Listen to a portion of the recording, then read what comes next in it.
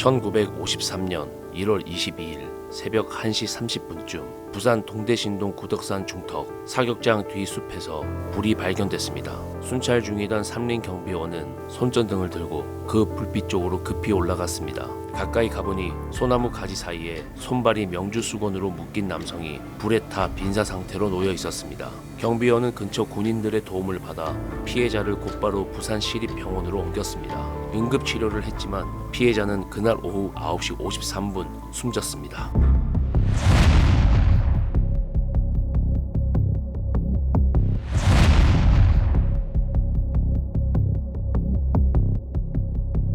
동대신동 피난민 거처의 좁은 방에는 보따리랑 낡은 살림살이가 그대로 남아 있었습니다. 최상휴의 외투와 열쇠, 접힌 종이 한 장이 눈에 들어왔습니다. 최 씨는 두꺼운 봉투 몇 개가 들어있는 가방을 가지고 밖을 나섰습니다. 그 발걸음은 군용 철망과 낡은 표식이 보이는 구덕산 오르막으로 이어졌습니다. 숲길에서 누군가의 손이 어둠 속으로 불쑥 들어왔습니다. 최 씨가 가방을 숨기려 멈춘 순간 명주 수건이 당겨지면서 매듭이 더 조여 들어왔습니다. 경비원이 마주한 현장에는 불길 속에 손발이 묶인 피해자가 위독한 상태로 놓여 있었습니다. 군인들이 손전등을 비추며 다가왔고 피해자를 서둘러 병원으로 옮겼습니다. 피해자는 병원으로 옮겨지는 동안 물과 돈 720만 원을 달라고 여러 차례 외쳤습니다. 의식이 완전히 꺼지기 전 피해자는 720만 원을 빼앗겼다고 말하고 범인을 지목했습니다. 경찰은 피해자의 임종 진술에 나온 이름을 기록했습니다. 그 이름이 국회의원 아들이라는 소문이 경찰서 안팎으로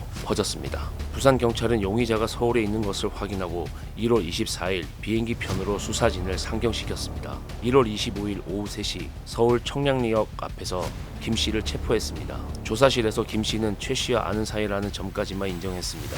그리고 사건 시각 자신은 서울에 있었다고 단호하게 주장했습니다. 결국 김 씨가 사건 닷새 전인 1월 17일에 이미 서울에 있었다는 증거가 있었습니다. 수사는 다시 부산으로 돌아가 현장 흔적부터 재점검하는 쪽으로 방향을 틀었습니다. 하지만 최 씨가 왜 큰돈을 들고 있었는지는 봉투와 도장 흔적 같은 단서만 스쳐갔습니다. 그리고 비어있는 가방만 남아 허탈함이 더 크게 느껴졌습니다. 그 틈에서 자살설이 튀어나오며 수사 분위기는 더 흔들리기 시작했습니다. 자살설은 결국 기사로까지 나갔습니다. 여론이 커지자 내무부 장관이 기자단을 직접 만났습니다. 장관은 손이 묶인 채 휘발유를 뿌리고 자살했다는 설명은 믿기 어렵다고 못 박았습니다. 장관은 사망 전 진술에 나온 김 씨도 범인이 아니라고 정리했습니다.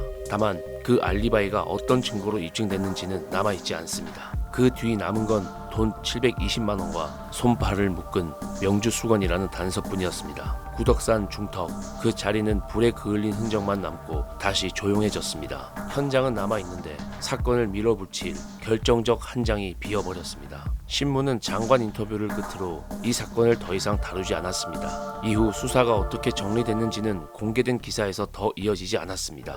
피해자가 반복해 외친 말은 물 그리고 돈 720만 원이었습니다. 구덕산의 새벽은 다시 조용해졌고 숲에는 바람 소리만 남았습니다. 유일한 용의자 김 씨는 알리바이로 혐의를 벗어났습니다. 자살설도 기사로 돌았지만 그게 결론이 된 건 아니었습니다. 내무부 장관이 선을 긋고 보도가 끊기듯 멎어버렸습니다. 명주 수건 매듭과 720만 원을 둘러싼 의무만 남긴 채 조명은 천천히 꺼졌습니다. 그날의 범죄 목소리였습니다.